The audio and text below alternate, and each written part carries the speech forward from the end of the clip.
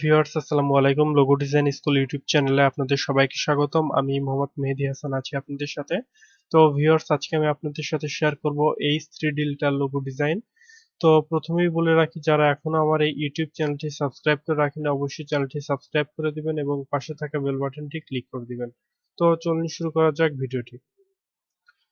তো আমি প্রথমে এখান থেকে ইলাস্ট্রেটরটি ওপেন করে নিলাম। ইলাস্ট্রেটরটি ওপেন করে নেওয়ার পর আমি এখান থেকে নিউ এ ক্লিক করব।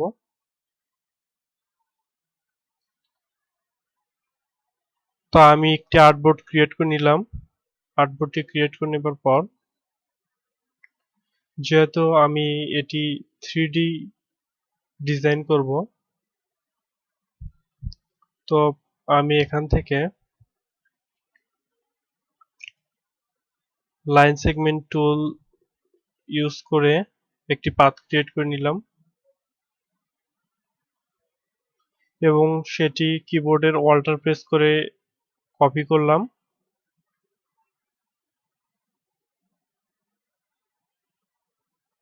মূলত আমি এখানে পাথ ক্রিয়েট করব 3টি। তো এখন এই দুটি পাথ আমি অ্যালাইন ঠিক করে নিব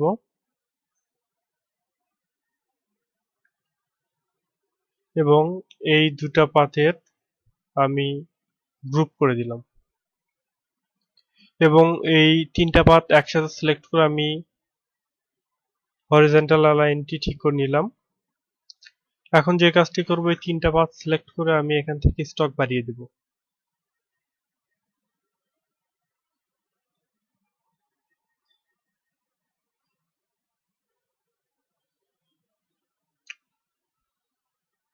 তো আমি এখান থেকে স্টক দিয়ে দিলাম 11 পিটি।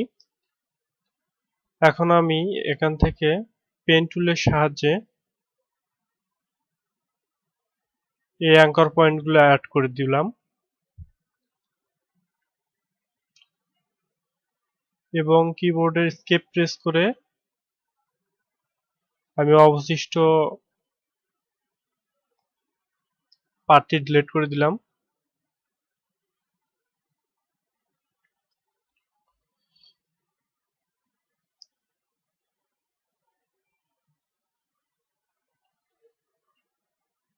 এখন আমি যে কাজটি করব তা হলো এই সবগুলো অংশ সিলেক্ট করব। সিলেক্ট করে আমি এখান থেকে স্টকে ক্লিক করলাম।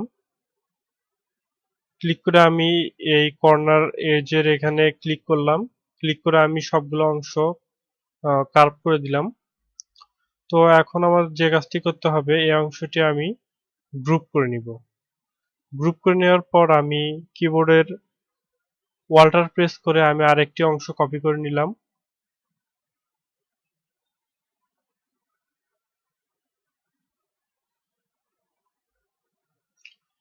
এখন এই অংশটি আমি রোটেট করে দিব। তো রোটেট করে দেওয়া হয়ে গেছে। এখন আমার যে কাজটি করতে হবে, এখান থেকে লাইন সেগমেন্ট টুলের মাধ্যমে আমরা এখান থেকে এই গ্যাপ অনুযায়ী আমরা তিনটা পাথ ক্রিয়েট করে নিলাম। তো এখন আমরা যে কাজটি করব, এই মাঝখানের এই পাথগুলোর অ্যালাইন আমরা ঠিক করে নিলাম। তো এখন এই তিনটা অংশ আমি গ্রুপ করে দিব। গ্রুপ করে দেওয়া হয়ে গেছে। তো এখন এই অংশটি আমি এখান থেকে হালকা রোটেট করে দিলাম। রোটেট করে নিয়ে আমি এই অংশে অ্যাড করে দিলাম।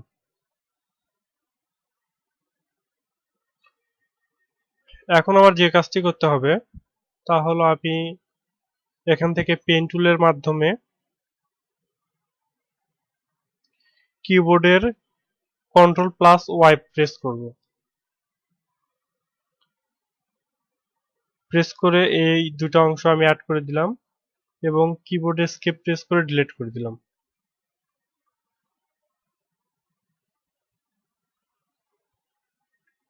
তো এখন আমার যে কাজটি করতে হবে তা হলো আমি সবগুলো অংশ সিলেক্ট করব। সিলেক্ট করে আমি এখান থেকে শিপ বিল্ডার টুল ইউজ করব।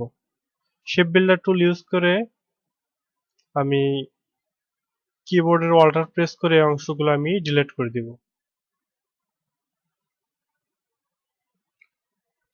এখন আমি কিবোর্ডের কন্ট্রোল প্লাস ওয়াই প্রেস করে আমি পূর্বের অবস্থানে ফিরে গেলাম। তো পূর্বের অবস্থানে ফিরে যাওয়ার পরে সবগুলো অংশ সিলেক্ট করে আমি আবার শেপ বিল্ডার টুল ইউজ করব।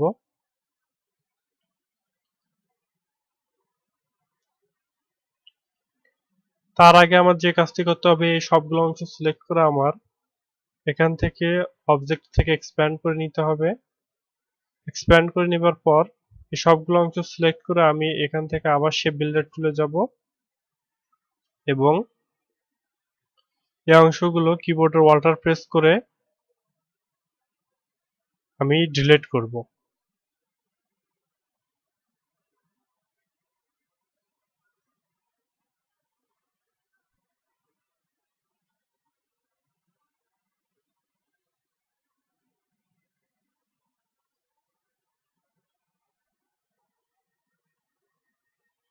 এখন আমার যে কাজটি করতে হবে, তো আমার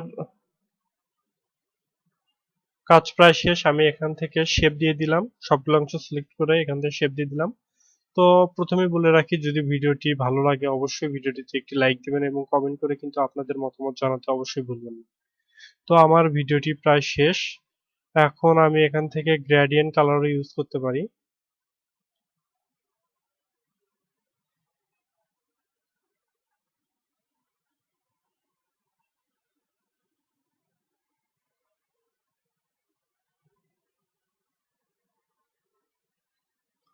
তো আমি এখান থেকে কালার দিয়ে দিচ্ছি।